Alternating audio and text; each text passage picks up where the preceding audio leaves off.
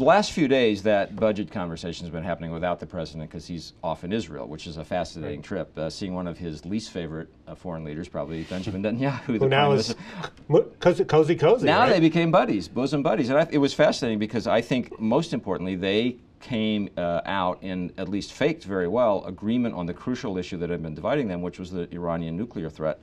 You know, you had essentially Barack Obama saying, we've got Israel's back on this subject, and Benjamin Netanyahu, the Israeli prime minister, saying, I'm convinced now this guy, the president, is not going to let Iran get a nuclear weapon. They said they agree on the timetable of the threat, how long it's going to take Iran to get a weapon.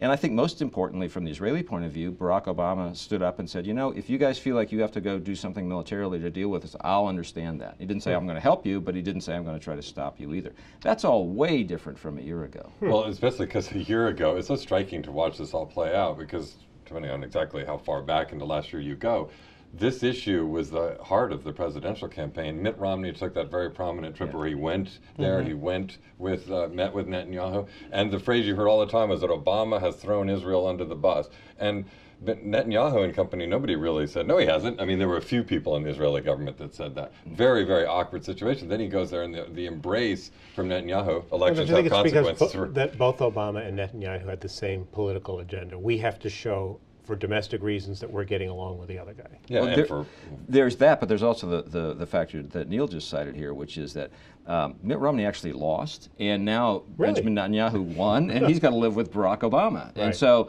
you know, it was once kind of dynamic when I think the prime minister could play toward the potential of a different American president. Now he's much more reliant on Barack Obama, and he's a politician. He knows that. He's going to have to learn to live with it. But I also think that Barack Obama moved toward him a little bit. He was much more hawkish on the Iranian thing. He was not talking the Netanyahu game on peace with the Palestinians, however. He gave a speech that was basically an invitation to the Israeli people to put pressure on Benjamin Netanyahu to get back into the peace process with the Palestinians. I suspect that didn't go over quite as well in the prime minister's office. And what about Syria?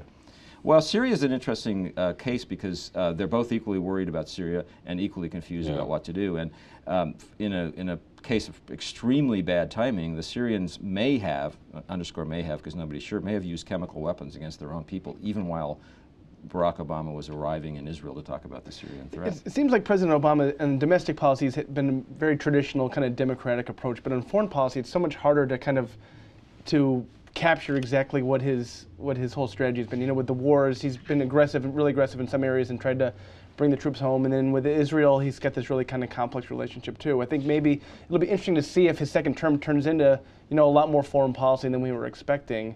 And not reactionary kind of war type stuff, but diplomacy and trying to smooth out. You know, it's funny, just having celebrated, if that's the word, I think it certainly isn't, the 10-year anniversary this week of the start of the Iraq War. I mean, you look back, I look back at a bunch of the front pages that, you know, the museum and the clarity with which we were able as a country, for better words, to see things then. That, I mean, in war, in part, that war shattered that clarity, and Obama's had to inherit a world that's so much more complicated. Well, next week, Barack Obama's back. I think we start to get some more clarity on other issues, immigration in particular, maybe a little bit more on some of those budget issues we've been talking about. Hope you'll join us again on Seib and Wessel. Meantime, you can join the conversation on Twitter at #WSJLive. I'm Jerry Seib.